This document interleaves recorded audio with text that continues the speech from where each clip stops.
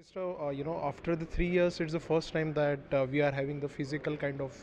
interactions with all the industry people in manufacturing side. So I would say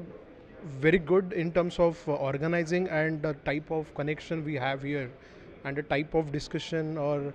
the level of discussions we are having the all the top seniors from the manufacturing sites. So I would rate it's like 7 out of 10 for this event today. I guess it's a wonderful because the speed event like exchanging the cards in between the sessions, that was a fantastic because we attended so many events, but it's really hard to exchange the cards when it is a one day event, because it's a whole day dedicated only for the,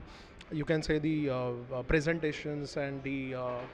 panel discussions, and you'll hardly get a time to share the cards. And so it's a very good to connect, to have one-on-one discussion and sharing the cards with the all the dignitaries here.